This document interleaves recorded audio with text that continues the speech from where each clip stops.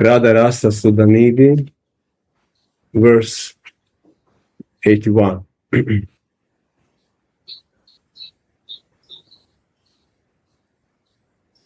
I offer my obeisance unto the great souls who even mentally renounce all the attachments to fruitive activities and regulated devotion to the God, to dedicate themselves into the most astonishing goal, always to meditate on Sri Radhika, who is the wonderful form of the adolescent sweetness and whose body is adorned by the pinnacle of ecstatic love.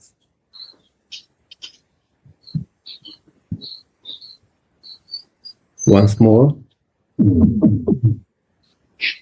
I offer my obeisance unto those great souls who even mentally renounce all attachment to fruitive activities and regulated devotion to God, to dedicate themselves to the most astonishing goal, always to meditate on Sri Radhika, who is the wonderful form of adolescent sweetness and whose body is adorned by the pinnacle of ecstatic love.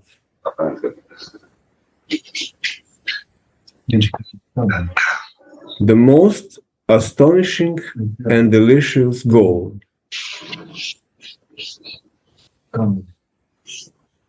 Commentary by Ananta Das Babaji.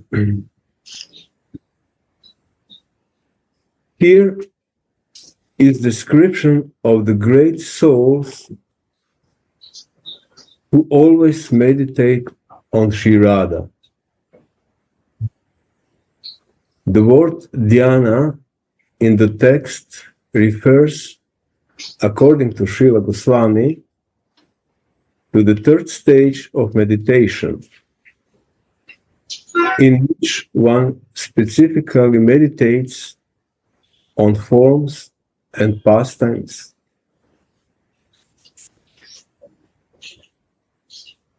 Sri Rupa Goswami calls dhyana constant meditation on forms, qualities, pastimes, and devotional service.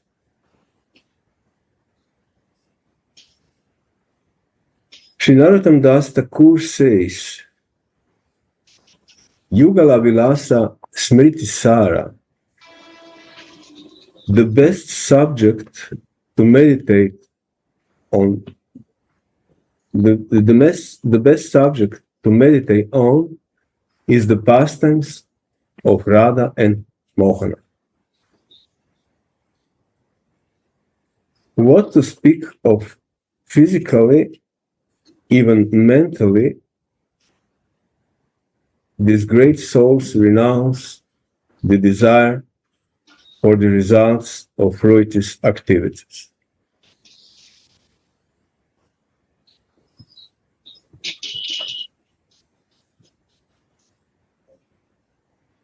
Sri Rupa Goswami teaches in Bhakti Rasamrita Sindhu, the highest devotion is favorable to Krishna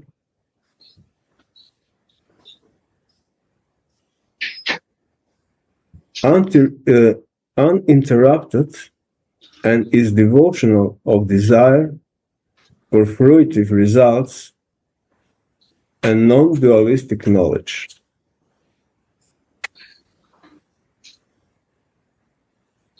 Srimad Jiva Goswami writes in his commentary on this verse,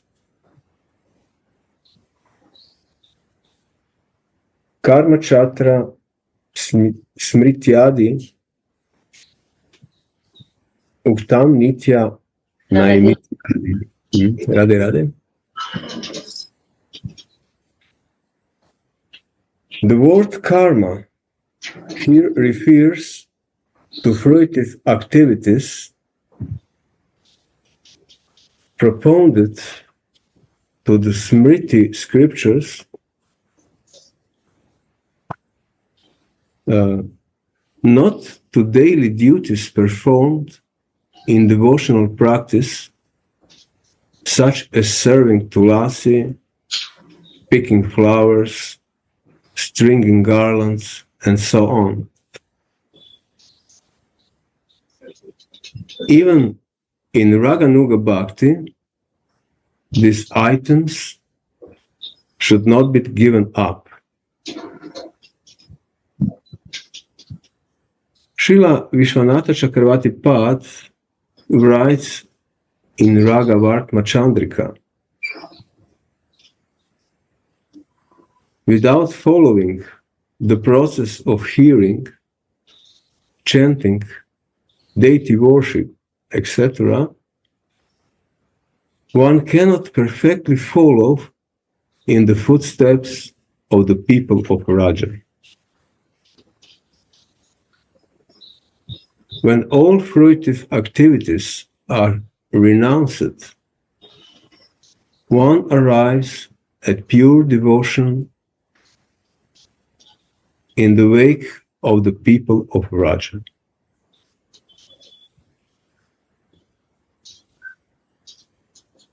There are two kinds of sadhana bhakti: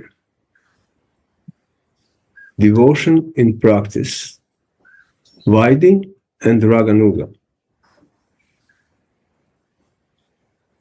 Srila Rupa Goswami teaches in Bhakti Rasamrita Sindhu like this: Vaidhi bhakti, or regulated devotion, is performed out of fear of scriptural injunctions, and Raganuga Bhakti is performed purely out of desire in the heart to do so.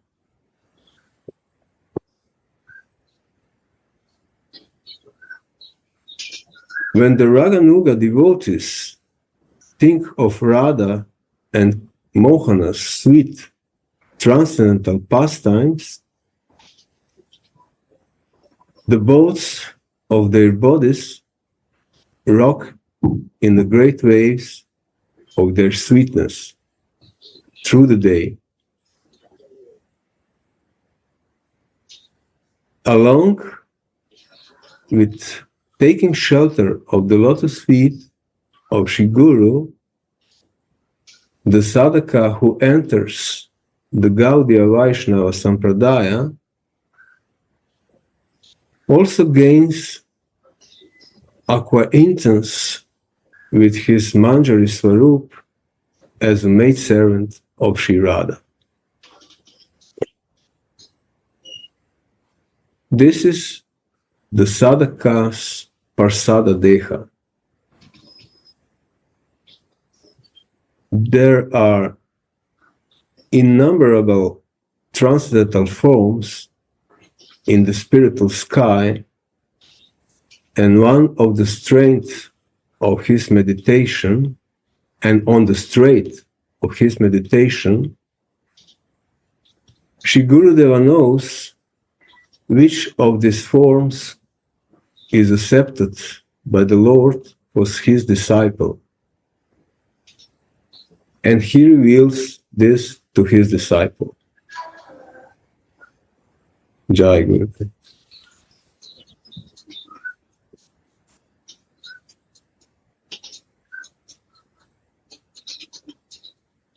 This is not a concoction, but an eternal truth.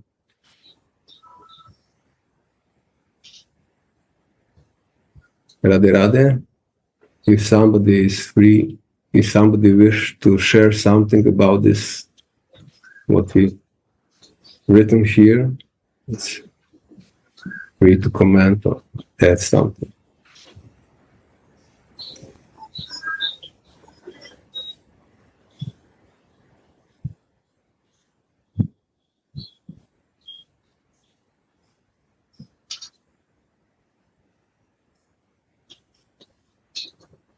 Okay, we will continue. Yes.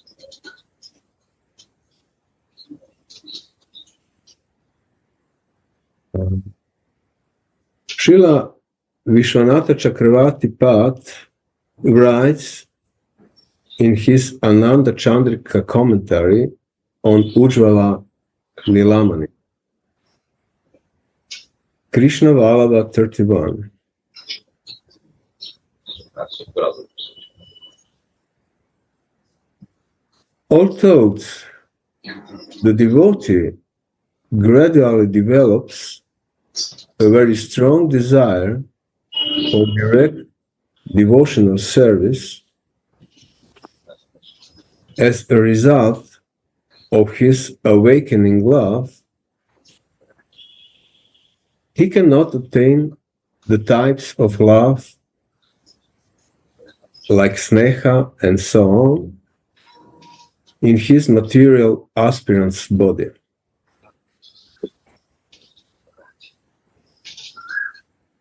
Still, Krishna at least once mercifully grants him the blessed audience of him and his associates, either directly or in a dream.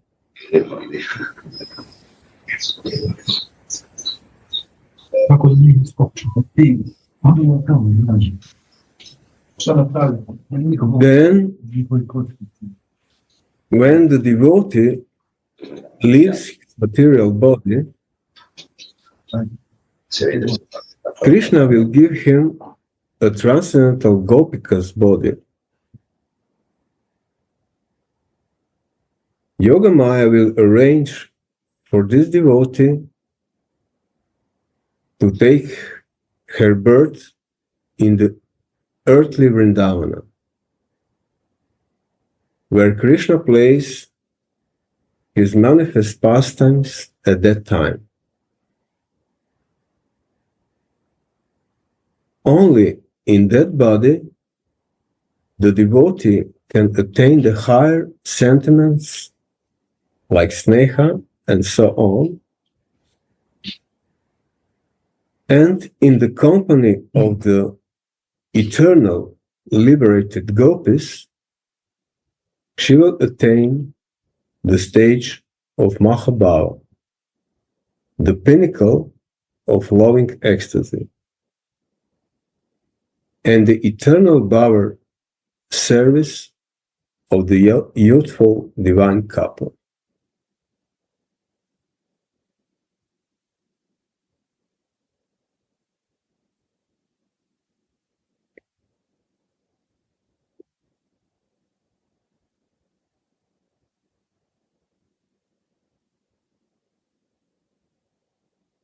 The desire for performing Vedic fruitive activities will go away by itself from a person who meditates day and night on the divine luster of Radhika's golden body. She is the jewel of amazingly sweet adolescent girls of Raja. She is full of ever-fresh, ecstatic love, and she is the matchless young lady love.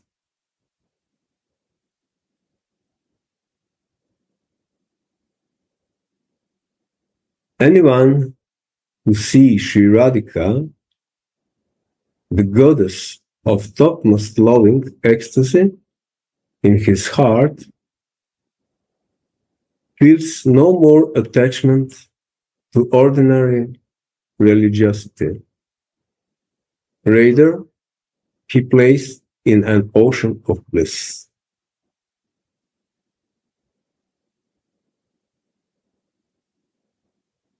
All these great souls attain the most astonishing, ecstatic, and delicious goal.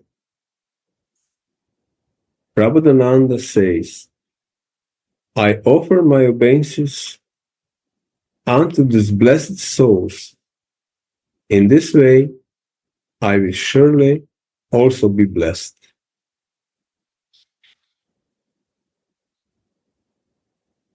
This is the end of verse 81. I will read once again. Text 81. I offer my obeisance unto the great souls who even mentally renounce all attachments to fruitive activities and regulated devotions to God, to dedicate themselves to the most astonishing goal, always to meditate on Sri Radhika, who is the wonderful form of adolescent sweetness and whose body is adorned by the pinnacle of ecstatic love.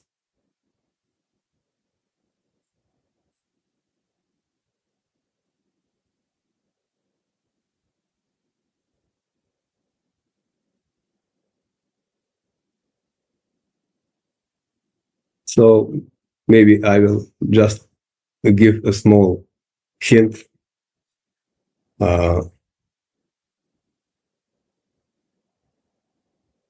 In our case,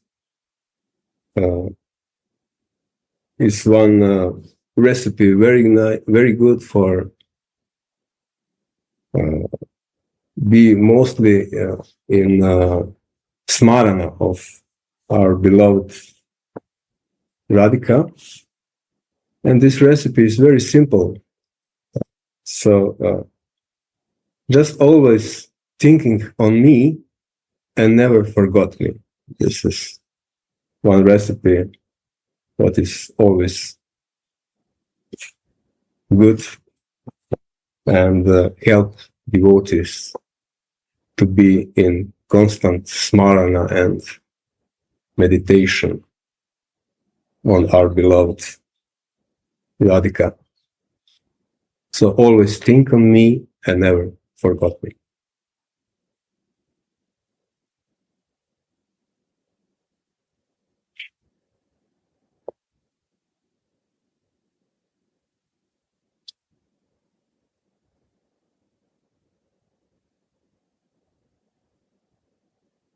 Maybe somebody want to give some comment or share something about this text. Or we can continue to the text 82.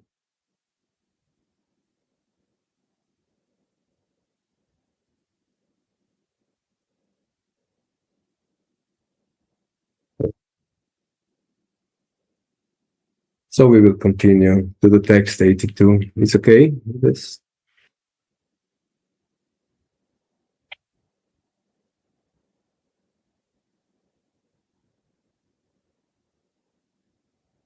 Who is the world?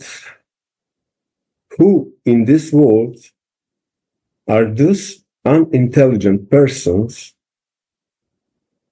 who do not mark their shoulders with the signs of the disk and the conch of Lord Vishnu, who do not make a wonderful temple of Lord Hari on parts on the body, or who do not wear beautiful tulasi beads around their necks through the power attained by serving their guru.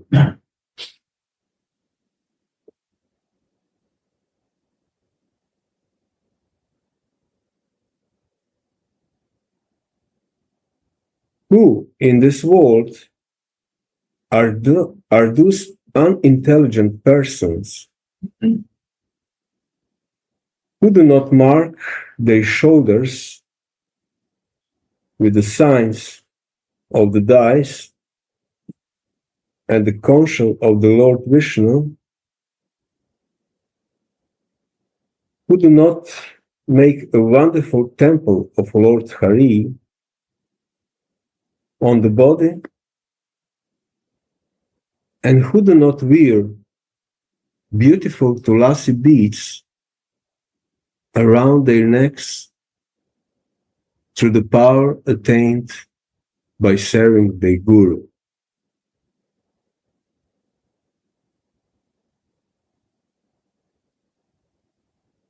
Ragamarga attained by regulative principle.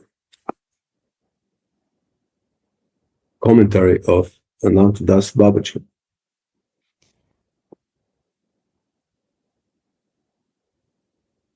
In the previous verse, Shripada offered his obeisance unto all the great souls who are fixed in Shri Radhika's lotus feet,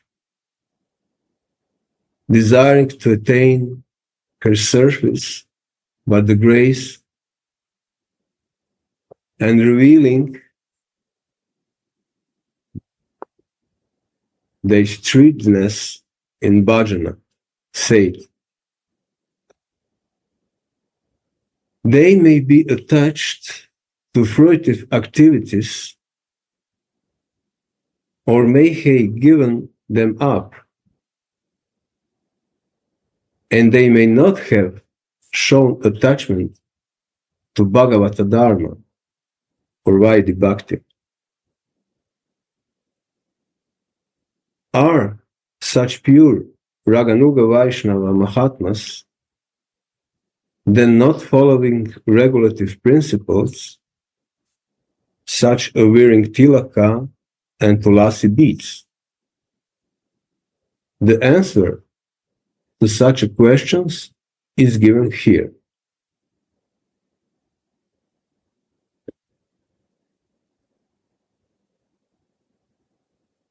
The worship of Gaudiya Vaishnava is called Ragamarga, attained by regulative principles. In Ragavartma Chandrika it says, it's written, the orders of the scriptures inaugurate Vidhi Bhakti, and sacred greed inaugurates Raganuga Bhakti.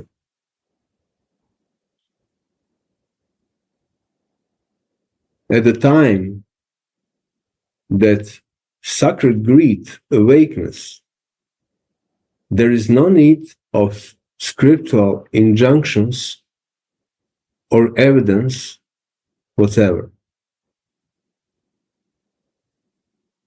For wherever there is the need of scriptural injunctions, there is no possibility of sacred greed.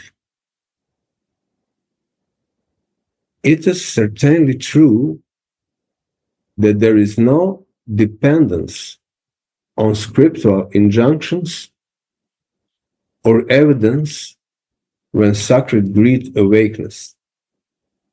But as soon as the sacred greed has been born, one must certainly follow scriptural injunctions.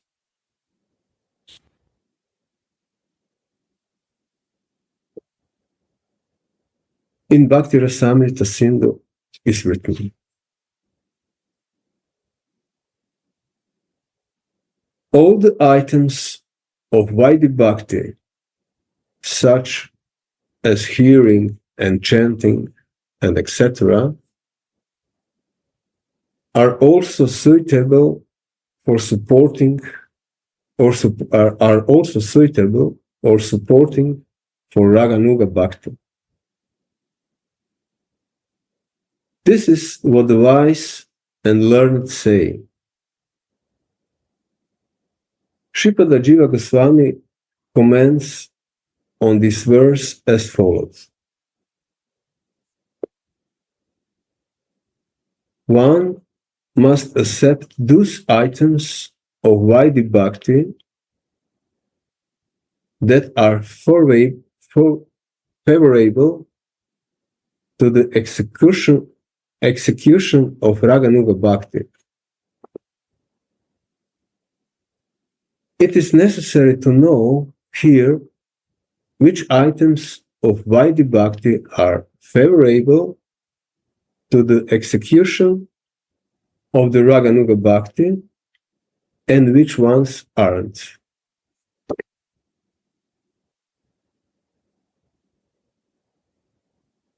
To make this easily understandable for the sadhakas, Srila Vishwanath Chakravarti Pad has divided the items of devotion in 5 categories.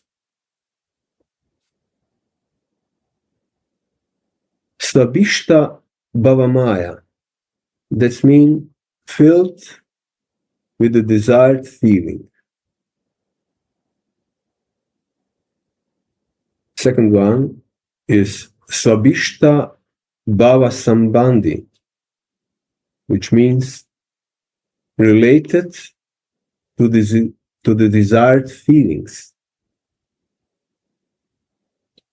Third one is Svabhishta Bhavanukula, which means favorable to the development of the desired feelings. Fourth one is Svabhishta Bhavaviruddha, which means not contrary to the desired feelings.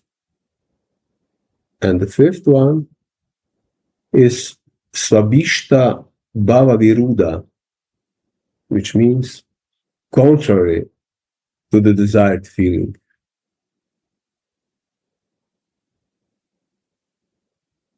Dasya, Sakya, and living in Raja are amongst the items that are filled with the desired feelings. They are certainly both sadhana and sadhya, practice and both.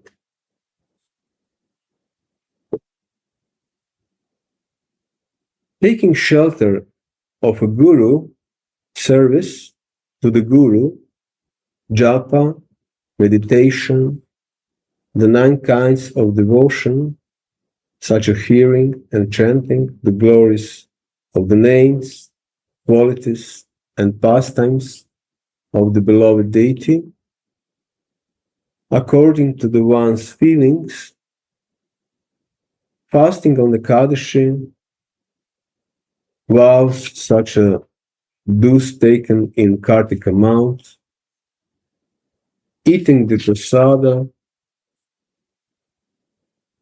which was offered to the Lord,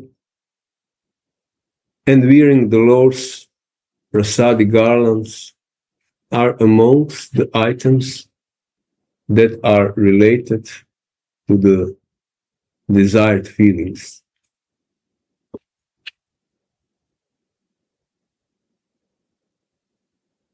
Of them, some are the material cause to the attainment of prema, and some are the instrumental cause. Wearing a tulasi mala around the neck, tilaka on the forehead of or the names of the Lord on the various parts of the body, serving tulasi, circumambulating a holy place or temple, and offering obeisance are items of bhajans that are favorable to the desired feelings.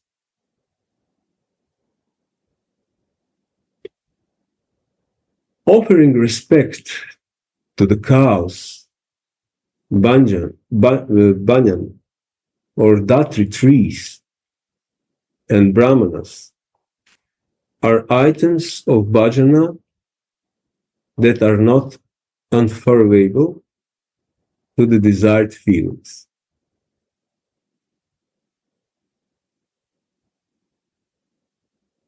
Service rendered to the Vaishnava is included in those four categories. All these items of Vaidhi Bhakti should thus be practiced by Raganuga sadhakas. Worshipping oneself as the Supreme Lord, practicing breathing exercise or mudras, meditating on Krishna pastimes in Dwaraka or his pastimes with his queens, they are the items that are unfavorable to development of the desired feelings and should therefore be given up by the Raganuga sadhakas.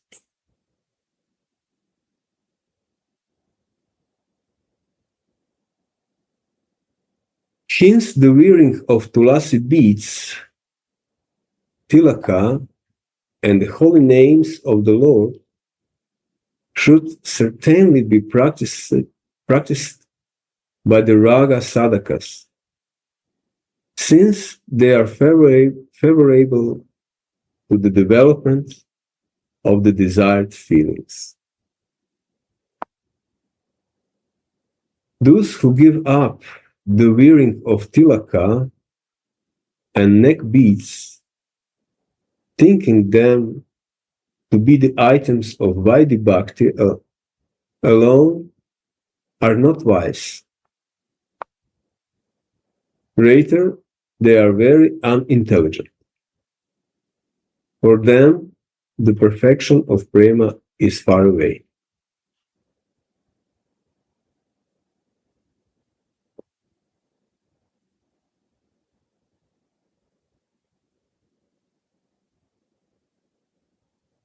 It is the Vaishnava's eternal duty to wear strings of tulasi beads around the neck,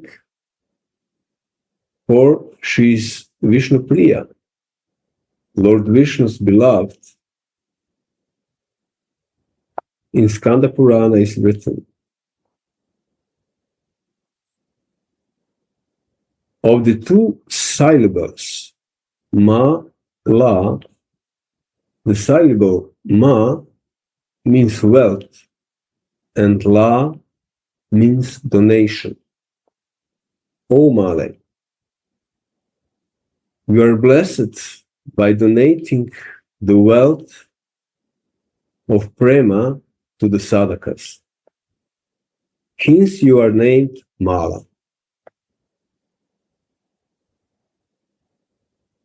On the other hand, it is said that giving up one's mala is great fault.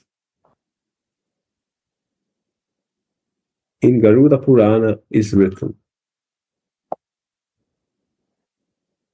those selfish and sinful people who do not wear a tulasi mala around their necks are always burned in the fire of Lord Hari's wrath and never return from hell. What to speak of the Vaishnavas? Any human being who gives up the tulasi mala is an enemy of Lord Vishnu.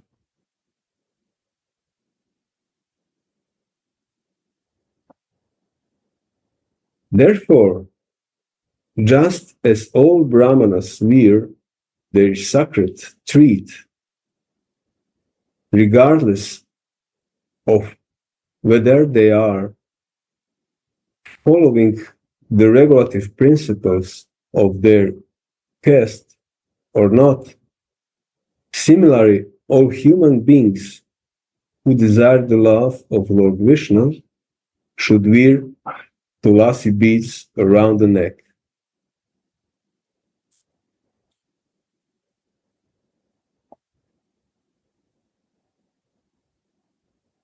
This is the glories of Tulasi Mala.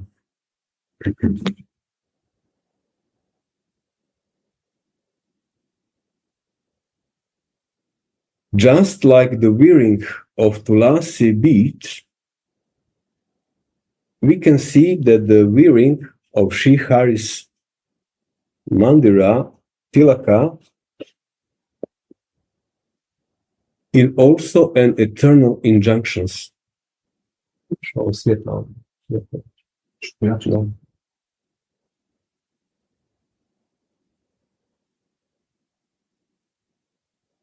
In Padma Purana is written that which beautifies the forehead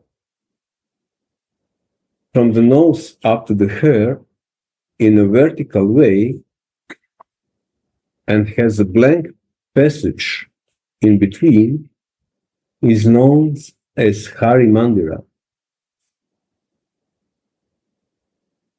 According to their own individual tradition, all devotees are obliged to wear this Hari Mandira tilak. In Padma Purana is written, the Lord said, O Brahma, when my devotee worship me in puja and homa, both morning and evening, they always wear tilaka that destroyed their fear, either out of love for me, for their own welfare, or for their protection.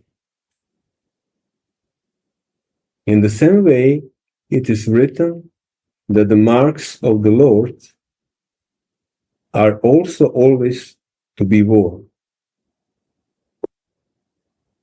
One must always worship Sri Hari, wearing his marks like the conch and the disc on one's shoulders.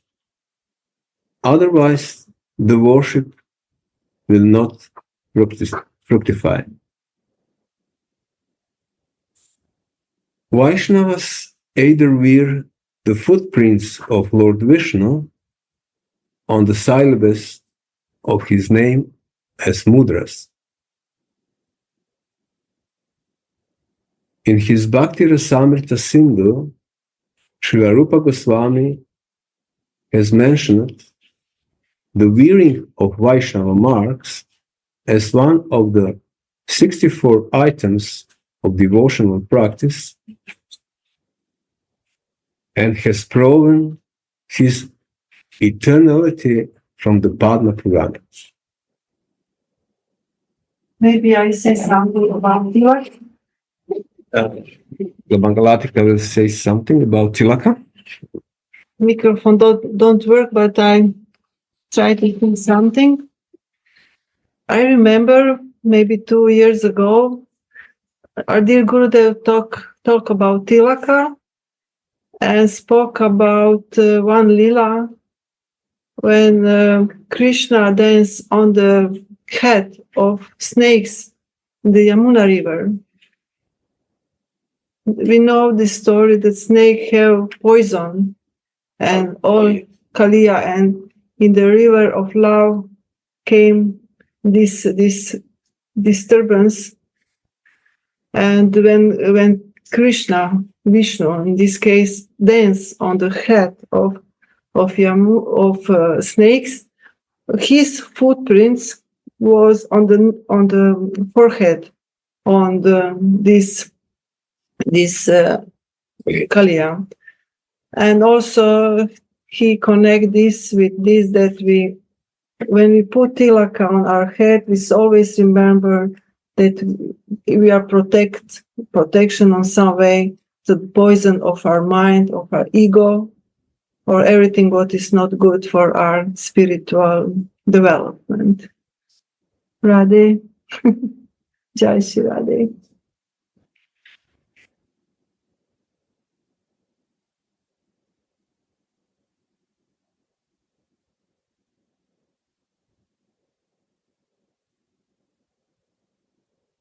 Okay, thanks very much. Radhika? So we will continue to read the glories of Vaishnava Tilak.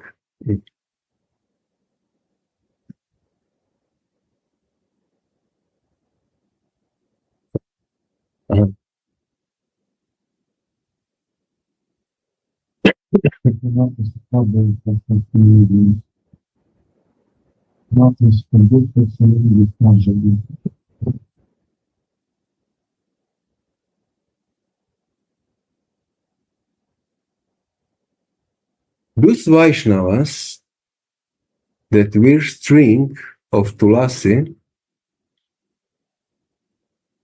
amaliki or lotus buds around the necks, who wear the marks of conch, disc, and so on their shoulders, and whose foreheads are beautified by vertical stilaka, swiftly purify the world.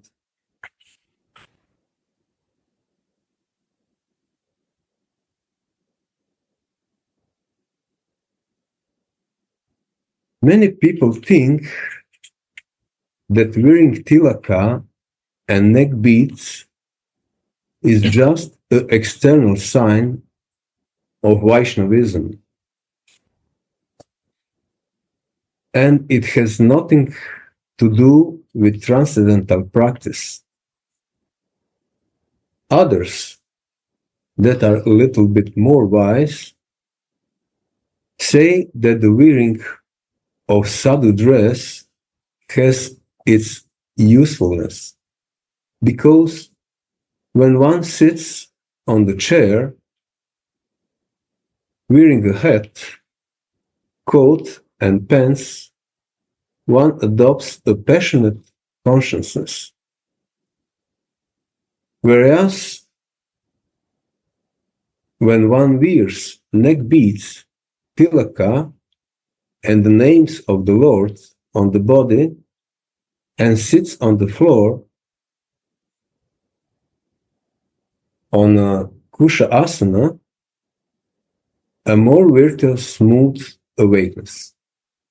But alas, none of them know that these things are items of Vaishnava practice that should not be given up,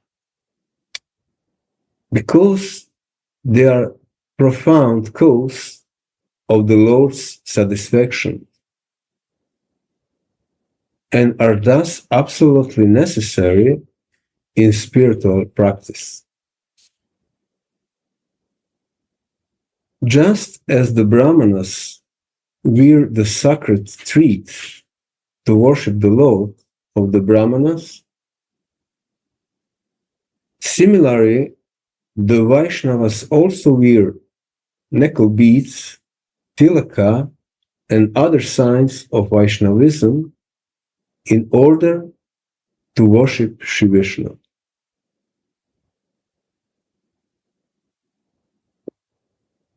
Wearing the Vaishnava signs is a physical way of serving the Lord, just as it is an offense to commit sinful activities on the strength of chanting the holy names of the Lord. It is also offensive not to wear the Vaishnava marks. Thinking on self in this way to be a Raganuga devotee. Thinking oneself in this way to be a Raganuga devotee. Sorry. The wearing of Vaishnava marks is a practice that nourishes the desired feelings. This is the opinion of the wise that we are quoting here.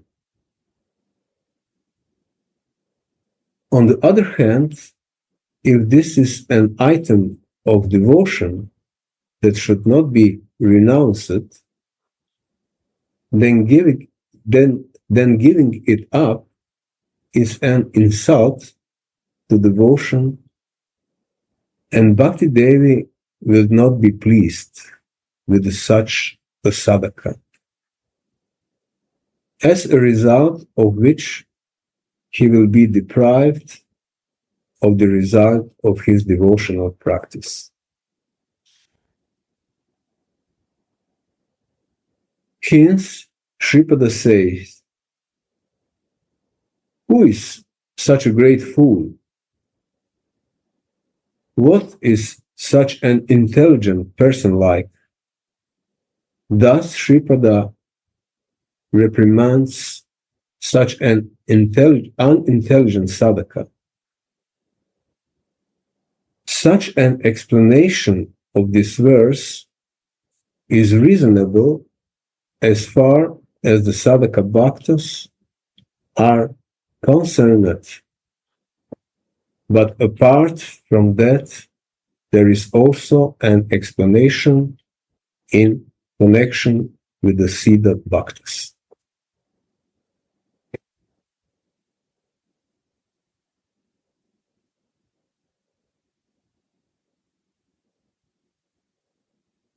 If those whose bhajana is heavy and deep, that are Siddha Mahatmas, that have offered their minds to Sri Radha, and that are always floating on the ocean of constant meditation,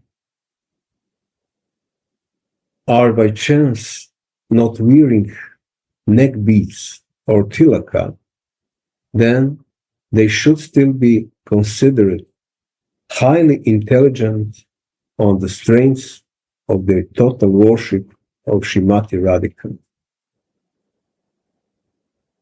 Because of their complete loving absorption in their beloved deity, they may be so bereft of external consciousness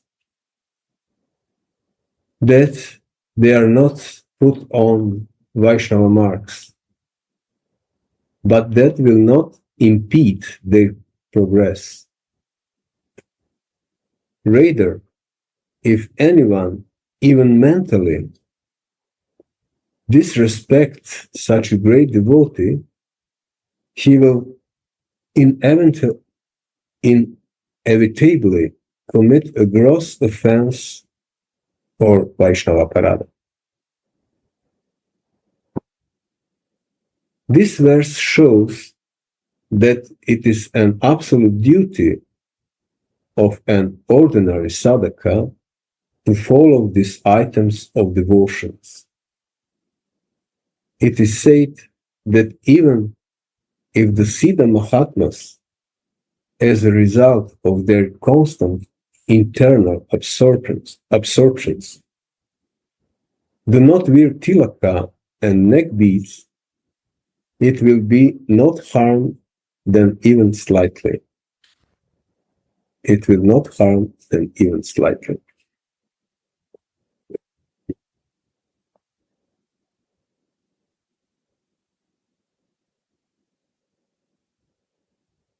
Contrary to this, we can understand that if a sadhaka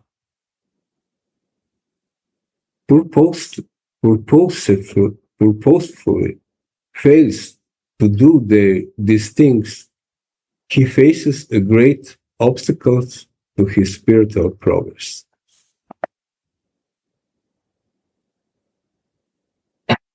Prabhupada sings,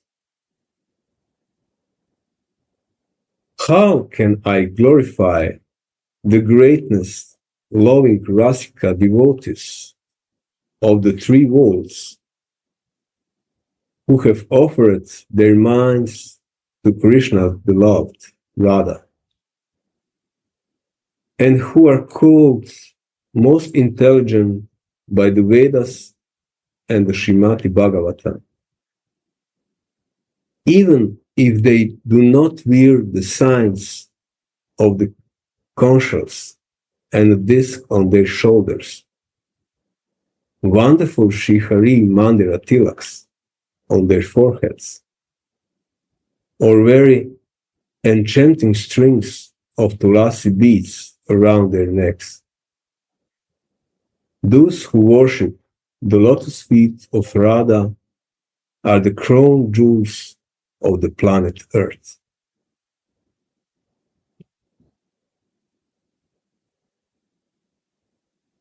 I will once again read this paragraph of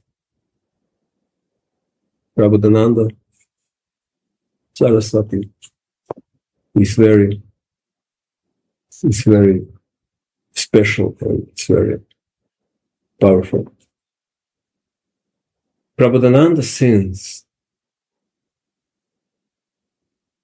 "How can I glorify the greatest loving Rasika devotees of the three worlds who have offered their minds to Mohana's beloved Radha,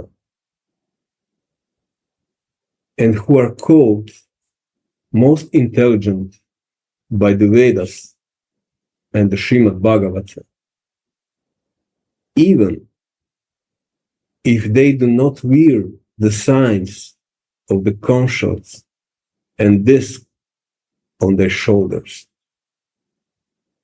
Wonderful Sri Hari's Mandira tilaka on their foreheads, or very enchanting strings of tulasi beads around their necks. Those who worship the lotus feet of Radha are the crown jewels of the planet Earth." Jai Shri Radhe, Jai Shri Radhe, Jai Shri Radhe. All glories to Radhika's devotees all around three worlds. Radhe Radhe.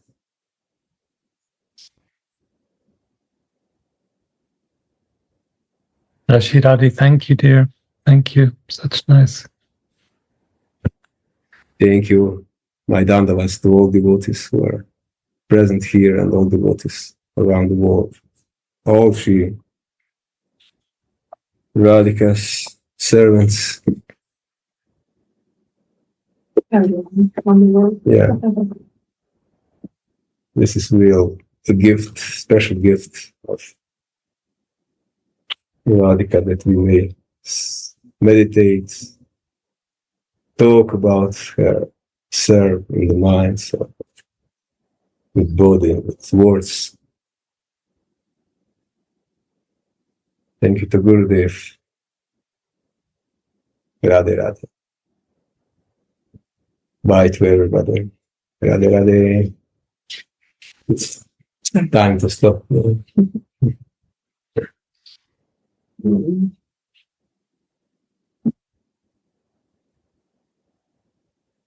Gurudev, it's not feel so good these days, so he's mostly resting, a little bit communicate, but he's mostly in the mood of resting, so maybe in these days he will be mostly invisible.